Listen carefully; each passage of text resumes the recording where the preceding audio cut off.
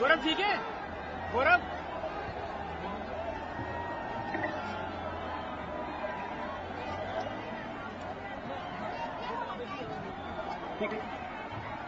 जरा जोर से नारा लगाएंगे, नरेंद्र मोदी,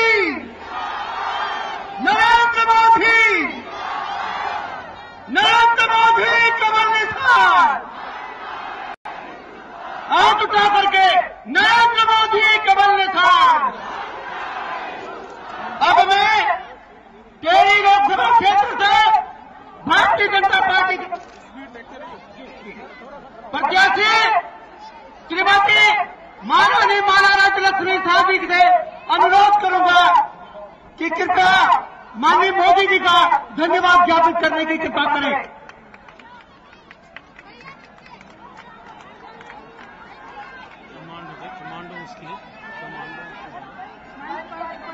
आजा नीचे आजा, नीचे आजा भाई, आजा नीचे आजा, नीचे आजा, नीचे आजा, चल नीचे आजा।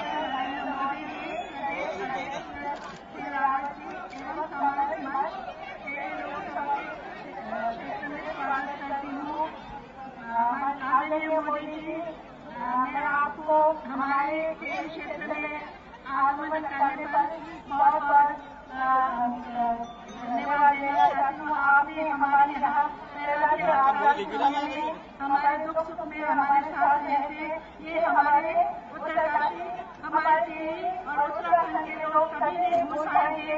बोलने का तो मुझे बहुत है। मैं आपको बहुत बहुत धन्यवाद करना चाहती हूँ। आप हमारे जनता के, आप हमारे टिहरी कॉन्स्टिट्यूंसी में आए और हमें आशीर्वाद दिए। सभी काम के कारण में यहाँ आए। सब टिहरी कॉन्स्टिट्यूंसी के लोगों को धन्यवाद हमारे कार्यकर्ता और सब लोग को देना चाहती हूँ। जय उत्तराखंड, जय वंदे। अब मैं अपने प्रदेश अध्यक्ष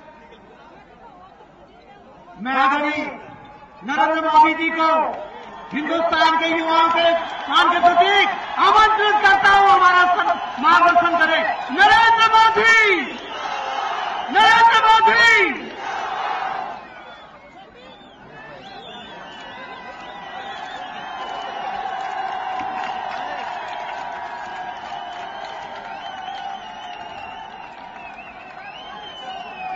भारत माता की, भारत माता की। मंच पर विराजमान भारतीय जनता पार्टी के सभी वरिष्ठ महानुभाव, प्रदेश के अध्यक्ष श्रीमान तीरथ सिंह जी और इस चुनाव के मैदान में भारतीय जनता पार्टी के लोकप्रिय उम्मीदवार महारानी श्रीमती राजलक्ष्मी जी और विशाल संख्या में पधारे हुए भारत के भाग्य विधाता मेरे भाइयों और बहनों,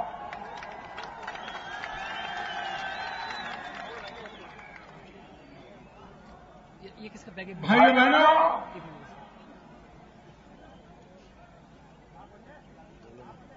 जब पिछले दिनों भयंकर आपत्ति आई, कोई किसी के आंसू पहुंच पाए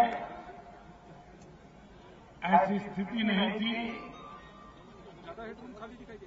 हमारा उत्तराखंड चीख चीख करके रो रहा था। हाँ भाई, तो हाँ आगे आगे। एक तरफ बोल रहा है आसमानी आफत थी और उसके साथ साथ सुल्तानी आफत भी थी। मैं सुनते जाऊँ। अरे मैं फोटो खींचूंगा। यहाँ का इंसान अरे यार मेरे अभी सब पूछ रहे थे मैं क्या करूँ। आसमानी आफत में तो ईश्वर का नाम लेकर के सोच लेता क्या करूं, मेरे नसीब में हुआ। लेकिन जब आसमानी आफत से भी ज्यादा सुल्तानी आफत मेरे उत्तराखंड को तबाह कर रही थी, तब यहां के लोगों को ढांढस बिठाना बड़ा मुश्किल काम हो गया। भाई बहनों, इस धरती से मेरा जुड़ाव रहा है। कई वर्षों तक उत्तराखंड में मैं कार्य करता था। हर गली मोहल्ले में जाना होता था, हर जिले में जाना होता था। हजारों परिवारों से मैं जुड़ा हुआ था। और इतनी बड़ी आफत आई तो स्वाभाविक था कि वो आफत मेरे परिवारजनों पर थी, क्योंकि उत्तराखंड मेरा परिवार रहा है। और इसलिए मैं आपके बीच दौड़ आया था। भाई बहनों, उन दिनों आफत के बीच भी भारतीय जनता पार्टी के कार्यकर्ता अपनी परवाह किए बिना, अपने परिवार पर आई आफत की परवाह किए बिना पीड़ितों की सेवा करने के लिए दौड़ पड़े थे। मैंने उस समय भी कहा था, राजनीति से ऊपर उठ करके समाज सेवा में रत मेरे इन कार्यकर्ताओं को मैंने 100 सलाम की थी। उन दिनों में जब मैं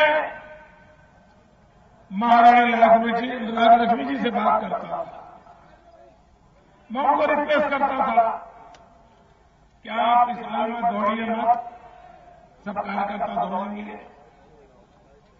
लेकिन मैंने देखा सच्चे अर्थ में वो राजमाता है। उस कष्ट के समय में उन्होंने अपनी चिंता नहीं की, दौड़ती रही, दुखियारों के बीच जाती रही। उनके आंसू पहुंचने के लिए एक मां के नाते जितना कर सकती थी वो मैंने अपनी आंखों से देखा। और मेरे दिल में, क्योंकि कभी मैंने राजमाता विजयाराजे सिंधिया को बड़े निकट से देखा, गरीबों के प्रति उनके दर्द को मैंने देखा। और जब राजमाता राजलक्ष्मी जी को यहां के पीड़ितों के लिए दुखी देखा तो मेरा मन उनके प्रति इतना आदर से भर गया, इतना आदर से भर गया। और आज मेरे लिए गौरव का विषय है कि आज उनके लिए मुझे आपके बीच आने का सौभाग्य मिला है।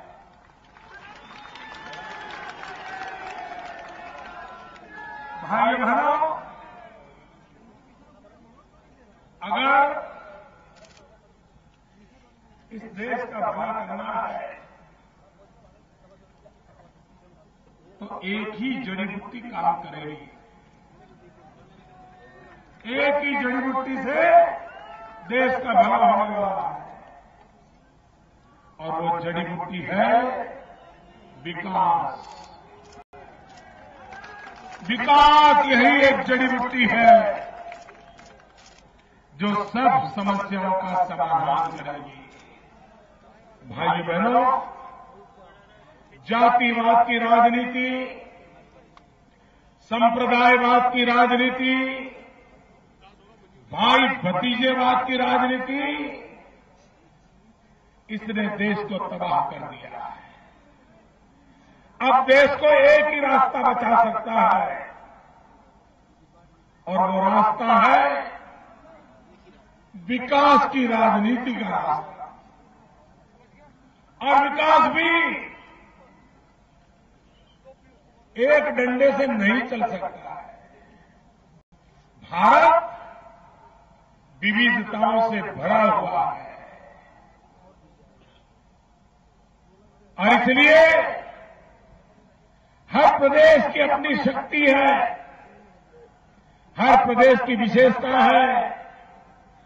उन शक्ति को, वहां की विशेषताओं को पहचान करके विकास का मॉडल विकसित करने की जरूरत है। देश का नुकसान इस बात से हुआ है कि दिल्ली में एयर कंडीशन कमरों में बैठ करके एक ही प्रकार की योजनाएं सारे देश पर थोपने का पाप हुआ है और उसके कारण जिसको जो मिलना चाहिए और नहीं मिला और जिसको नहीं मिलना चाहिए वहां जाकर के भीड़ पड़े। भाई बहनों, जो प्लेन का एरिया होता है उसकी समस्या और जो पहाड़ी इलाका होता है उसकी समस्या में फर्क होता है कि नहीं? होता है कि नहीं होता? अब जो प्लेन के लिए योजना बनेगी वो पहाड़ी में चलेगी क्या? तो पहाड़ी के लिए अलग योजना होनी चाहिए, नहीं होनी चाहिए? प्लेन के लिए अलग होनी चाहिए, नहीं होनी चाहिए? ये दिल्ली सरकार ने 60 वर्ष तक एक ही डंडे से सबको हाँक दिया। भाई बहनों, हमारा देश ऐसा है कि कहीं पर इडली डोसा चलता है तो कहीं पर पूरी भाजी चलती है तो कहीं पर पराठा सब्जी चलती है तो कहीं पर खमन ढोकला चलता है। एक चीज सब जगह में नहीं चल सकती और इसलिए भाइयों बहनों, भारतीय जनता पार्टी ने अपने घोषणा पत्र में कहा है कि हम हिमालयन जो राज्य है, ये हिमालयन पर्वत की ये राज्य है, उनके विकास का अलग मॉडल तैयार करेंगे। पहाड़ी लोगों की समस्याओं को समझ करके करेंगे और कश्मीर से लेकर के नॉर्थ ईस्ट तक ये पूरा हिमालयन बेल्ट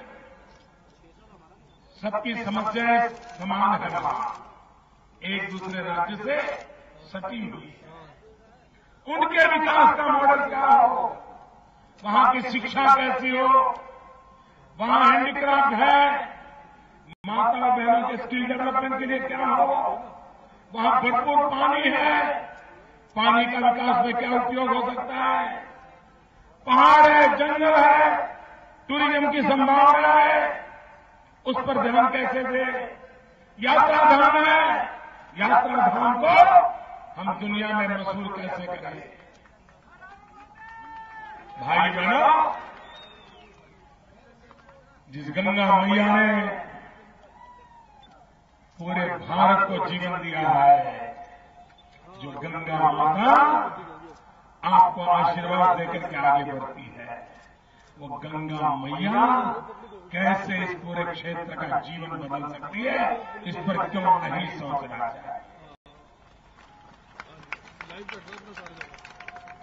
क्या बद्रीनाथ केदारनाथ में बुजुर्ग लोग यात्री के रूप में आए, क्या 20-25 साल के नौजवान एडवेंचर टूरिज्म के लिए नहीं आ सकते क्या? साहस का काम करने के लिए हिंदुस्तान भर के नौजवानों को हिमालय पुकारने लग जाए और हर देश का नौजवान दौड़ करके हिमालय की गोद में आने का मन कर जाए, ऐसा हिमालय का विकास क्यों न कर सके। भाई रामायण में सुनते आए, लक्ष्मण जी बेहोश हो गए तो हनुमान जी हिमालय से जड़ी बूटी ले गए और लक्ष्मण जी होश में आ गए। भाई बहनों, अगर इस हिमालय में, इस हिमालय में, पूरे हिमालय बेल्ट में ये जड़ी बूटियों का अगर भंडार है तो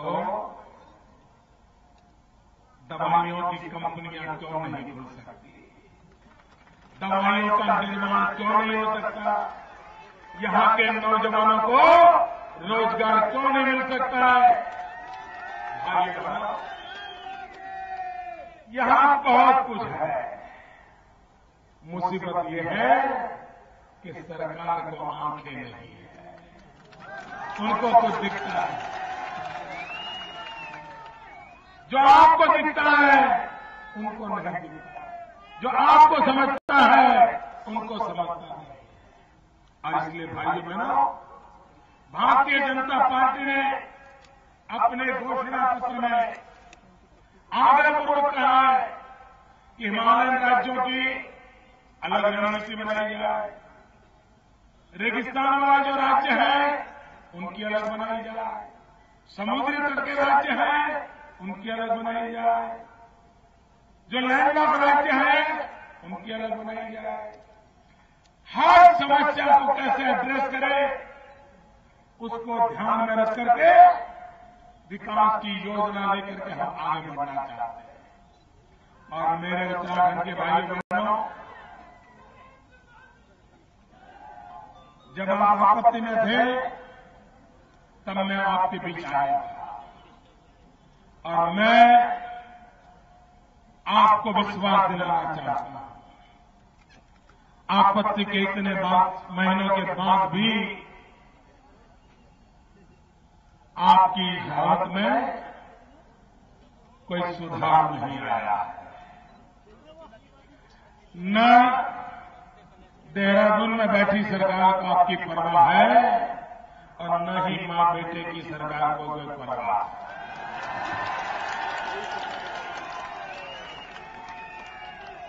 और इसलिए भाइयों बहनों, मैं कभी कभी सोचता हूं, मैं जब गुजरात में काम करता हूं तो बहुत बार मुझे लगता है कि इस देश में अच्छे काम करना ये मेरे नसीब में लिखा हुआ है। अच्छे काम करना ये मेरे नसीब में लिखा हुआ है।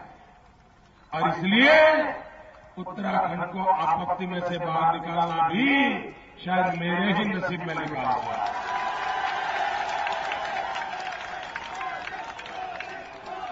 बद्रीनाथ केदारनाथ की शरण में, मां गंगा के चरणों में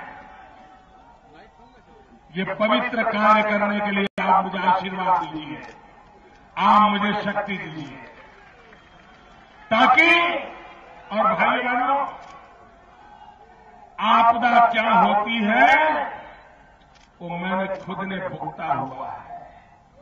2001 में जब गुजरात में भयंकर भूकंप आया तो हमने कैसी मुसीबतें झेली हैं, और उस समय देशवासियों ने हमारी मदद न की होती, आज हम कहीं के कहीं नहीं होते भाइयों। ये आप सबके आशीर्वाद से बच गए। और इसलिए आपको कितनी मदद की जरूरत होती है इसका मुझे पूरा अंदाज है। और भाइयों बहनों, भगवान ने मुझे गुजरात को भी मुसीबत से बाहर निकालने का काम दिया था। अब भगवान मुझे आपको भी मुसीबत से बाहर निकालने के काम देना चाहता है। अब मुझे आपके आशीर्वाद चाहिए। भाइयों बहनों, ये चुनाव ऐसा है जो कोई राजनीतिक दल नहीं लड़ रहा। ये चुनाव ऐसा है जो कोई नेता चुनाव नहीं लड़ते। ये चुनाव ऐसा है जो कोई उम्मीदवार भी नहीं लड़ रहा है। ये तो चुनाव ऐसा है देश के 125 करोड़ लोग चुनाव लड़ रहे हैं। देश की जनता चुनाव लड़ रही है। देश का नौजवान चुनाव लड़ रहा है। देश का किसान चुनाव लड़ रहा है। देश की हर मां बहन चुनाव लड़ रही है। भाइयों बहनों, ऐसा ये चुनाव है।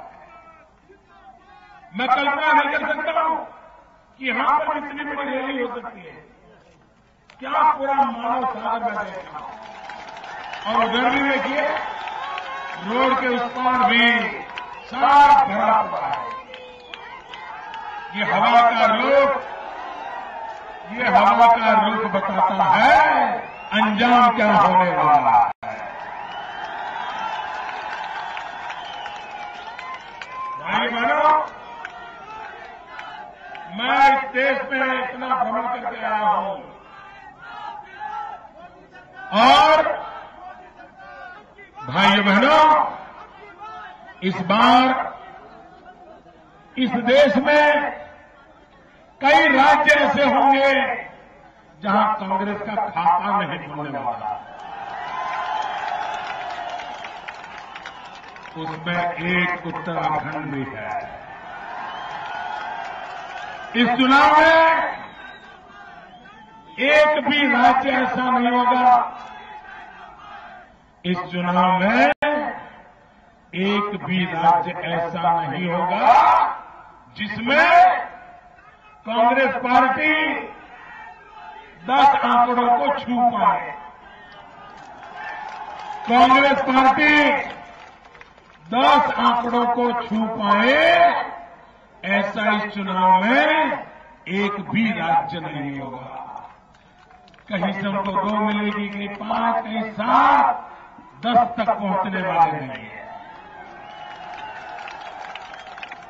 भाई बहनों,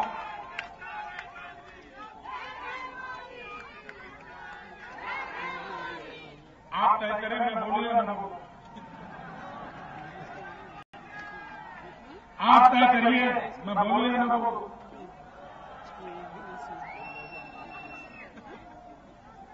आपका प्रेम, आपका जुस्सा मेरे सर आंखों पर।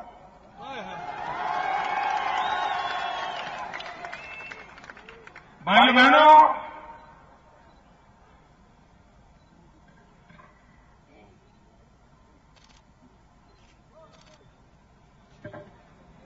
भाई बहनों,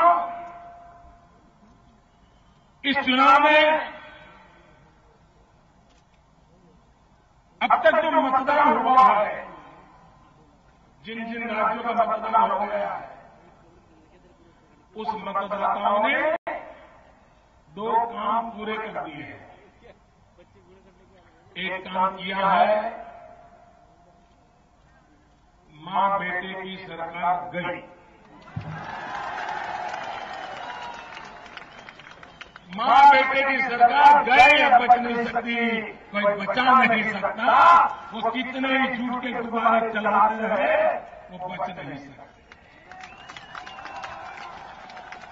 भाइयों बहनों, मेरे शब्द लिख करके रखना, इस चुनाव के बाद ये परिवार इतिहास हो जाएगा। भाई,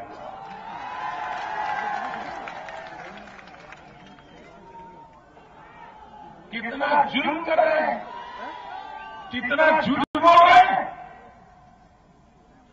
आए दिन इसी फिराक में रहते हैं कि सीबीआई मोदी को जेल में डाल दे, सीबीआई मोदी को जेल में डाल दे। अरे मेरे कांग्रेस के मेहरबानों, आपने जितना ज्यादा मोदी को जेल में डालने की कोशिश की, उतना ही ज्यादा देशवासियों ने मोदी को अपने दिल में जगा दी। आज तुम्हारी जेल से, कांग्रेस की मां बेटे की सरकार, तुम्हारी जेल से तो 125 करोड़ देशवासियों के दिल की ताकत ज्यादा होती है। ये लड़ाई एक तरफ तुम्हारी जेल है, एक तरफ 125 करोड़ देशवासियों का दिल है। और मोदी 125 करोड़ देशवासियों के दिल में जगह बनानी है। धमकियां देते रहते हैं। इनको परेशानी ये है कि हमारे खानदान 60 साल से देश को चला रहा है। हमारे पिताजी प्रधानमंत्री, हमारी दादी प्रधानमंत्री, हमारे नाना प्रधानमंत्री, हमारा ये रुतबा, हम सोने की चमक लेकर के पैदा हुए हैं, हम नामदार हैं, और ये एक चाय बेचने वाला नाना रेल के डिब्बे में चाय बेचने वाला हमें ललकार रहा है। इसी के कारण तो इतना गुस्सा है। कभी ये मां बेटे को कहीं रास्ते में मिल गया तो मुझे कच्चा खा जाएंगे, इतना गुस्सा है इनको कि चाय वाला हमें ललकार रहा है। अरे नामदार, ये लड़ाई सोने के चमक लेके तुम पैदा हुए हो, गरीबी क्या होती है तुम्हें पता नहीं। भाई बहनों, ये हमारे राहुल भैया है ना,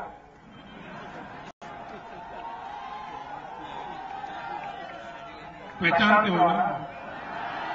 अब तो बराबर पहचान गए, सब जान गए। ये जनता है, सब कुछ जानती है।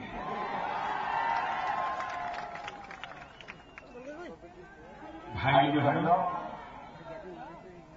आप लोगों ने ताजमहल न देखा हो तो कभी मन करता है ना ताजमहल देखने के लिए जाने का? करता है कि नहीं करता? साथ में कैमरा ले जाते हो ना, ताजमहल के पास खड़े रह करके फोटो निकालते हो, फोटो दोस्तों को दिखाते हो ना। और आज के जमाने में तो व्हाट्सएप पर भी भेज देते होंगे। ताजमहल जिसने देखा नहीं वो ताजमहल देखने जाता है, कैमरा लेके जाता है, फोटो निकालता है, दुनिया को दिखाता है। वैसे ही हमारे राहुल भैया ने गरीबी देखी नहीं है, इसलिए वो गरीब को देखने के लिए जाते हैं साल में एक बार, और साथ में सारे टीवी वालों को लेकर के जाते हैं।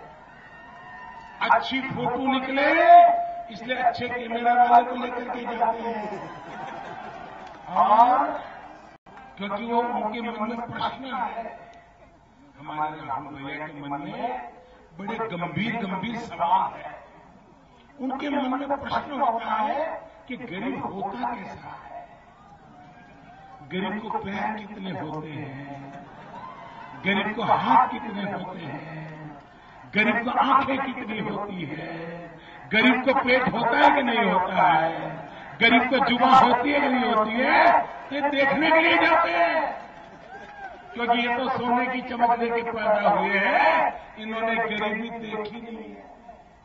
और फिर कोई बच्चा उठा करके गोद में बिठा करके हंसती हुई फोटो निकालते हैं, टीवी पे दिखाते हैं कि आज राहुल भैया ने गरीबी क्या होती है वो समझने की कोशिश की। और इतना ही नहीं, जिस गरीब के घर जाते हैं ना, उस देश का उसका पूरा खाना खा जाते हैं। बच्चे बेचारा बच्चा भूखे बचते हैं। भाई बहनों, राहुल भैया को तो गरीबी देखने के लिए जाना पड़ता है। हम तो गरीबी में पैदा हुए हैं, गरीबी में पले हैं। भाई बहनों, बचपन में जब रात को चूल्हा नहीं जलता था, भूख से पेट चिकता था और मां रात रात रोती थी, वो बातें आज भी जब याद आती हैं रात से खड़े हो जाते हैं। हमने गरीबी देखी, बिना खाए सोना पड़ता था, वो रात कैसे गुजरती थी मुझे मालूम है। और इसलिए भाई बहनों, मैं गरीब के दर्द को भली भांति जानता, क्योंकि मैं गरीबी में जिया हूं, मैं गरीबी में पला हूं। रेल के डिब्बे पर चाय बेच करके रात का गुजारा करना पड़ता था। और भाई बहनों, आपका प्रेम है जो आज मुझे यहां ले आया।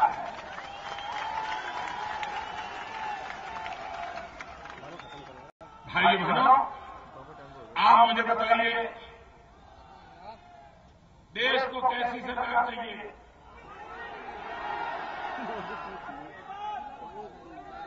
देश को कैसी सरकार चाहिए? पूरी ताकत से बताओ, देश को कैसी सरकार चाहिए?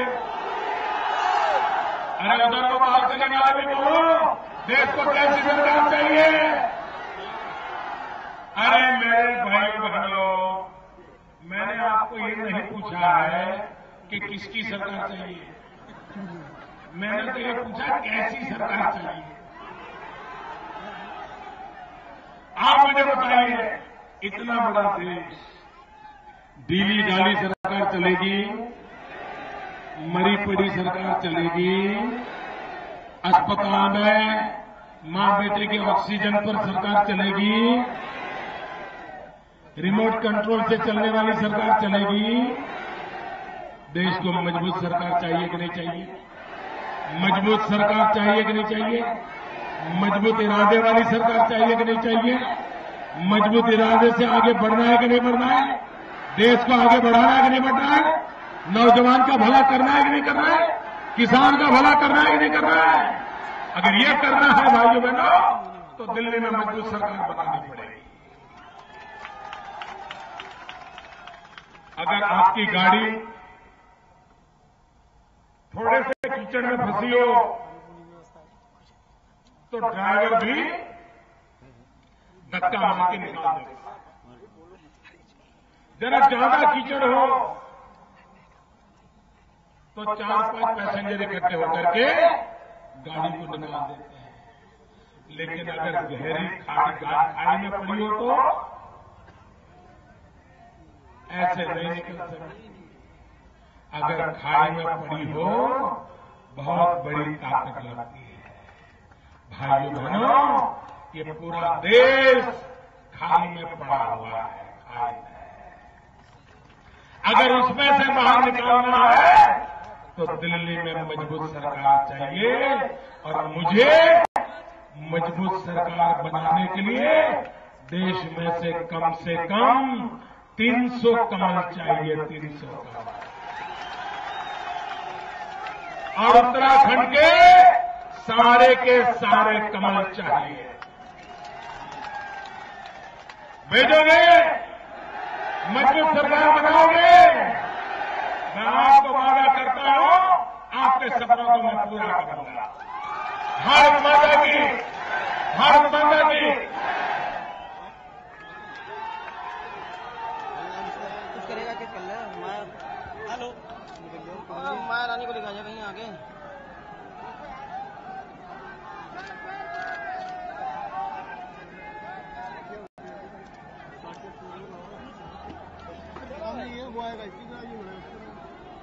क्या है बापा निकलो नहीं बापा ही रहो दीपो चलो अब क्या ले लो अभी तो कुछ भी नहीं हो। सभी अगरतला का भारतीय जनता पार्टी उत्तराखंड तहत करती है और सभा की समापन की घोषणा करती है। आप सब लोगों को बहुत बहुत धन्यवाद। हमारे